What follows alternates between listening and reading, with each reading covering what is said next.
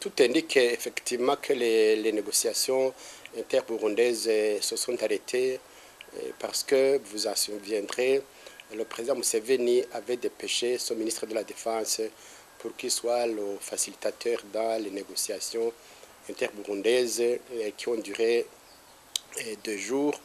Après avoir arrêté la liste des priorités sur les questions litigieuses à négocier, et le 3e jour, le parti CNDD-FDD, le gouvernement et ses alliés ont craqué la porte parce que précisément nous allions aborder la question du calendrier qui devait notamment proposer que les élections présidentielles soient reportées. Et depuis lors, il n'y a plus de négociations, il n'y a plus de dialogue entre le gouvernement et l'opposition. Nous estimons donc qu'il est plus qu'urgent que le président Museveni reprenne le chemin vers le Burundi pour qu'il demande qu'on reprenne assez rapidement ces négociations parce que nous estimons que c'est la seule voie qui va sauver le peuple burundais. Aujourd'hui, tout indique que certains d'entre nous, quand je dis d'entre nous, certains Burundais, certains groupes ont opté pour la voie de la violence. Nous risquons de nous plonger dans un cycle de violence. Or, le sang appelle le sang, la violence appelle la violence. Et c'est une voie qui ne mène à rien. Et par le passé, il y en a qui ont pris les armes, mais fin des fins, c'est le dialogue qui a réglé plus ou moins durablement le conflit interburundais. Donc, c'est une raison supplémentaire qui nous pousse à privilégier rapidement cette voie du dialogue, de la négociation, pour chercher tous les compromis nécessaires des questions litigieuses.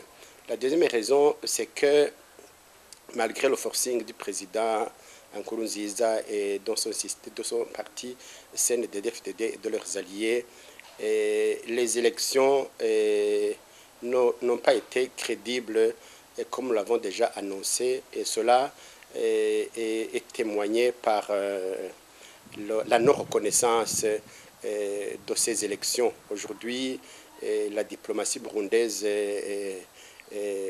bat son plein et se déplace un peu partout pour négocier, pour demander une reconnaissance qui malheureusement ne vient pas. Personne jusqu'à présent n'a reconnu le président Nkurunziza comme élu. Personne ne l'a félicité à part quelques conseillers communaux, quelques administrateurs locaux. Mais aucun pays, me semble-t-il, n'a encore reconnu le président Nkurunziza comme démocratiquement élu pour le 3e mandat. Cela montre que ces élections ne sont pas crédibles. D'autant plus que d'ailleurs que le président Museveni avait demandé au président de l'EALA d'envoyer des députés, d'autres observateurs pour les élections présidentielles.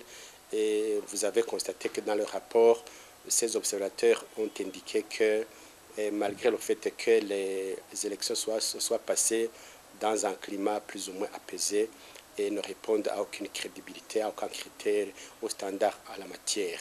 Donc ça c'est la deuxième raison. La troisième raison, c'est qu'au regard des résultats, si je prends l'exemple des législatives, il y avait à peu près 3 850 000 inscrits au rôle, et il y a eu seulement 1 700 000 et quelques qui ont élu le parti CNDD-FDD qui a fait le plein de voix, et cela montre qu'il y a seulement 44,7% des électeurs des Burundais qui ont voté pour le parti CNDD-FDD. Comment voulez-vous donc qu'un pouvoir qui n'a de légitimité qu'environ 45% soit fondé, soit légitimé pour gouverner le pays de manière consensuelle. Donc quelque part, il y a quand même des problèmes réels.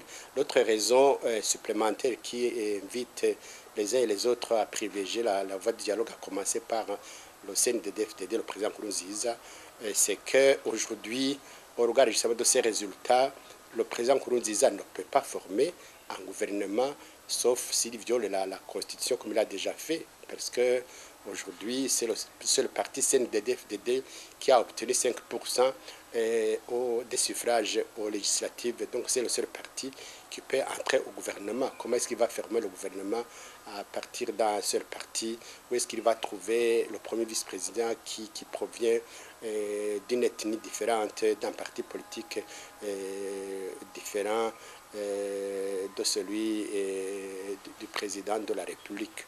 Voilà tout un tas de raisons qui devraient dicter aux uns et aux autres de privilégier la voie des négociations assez rapidement pour justement créer un environnement favorable à la résolution de la crise qui ne fait que s'enfoncer.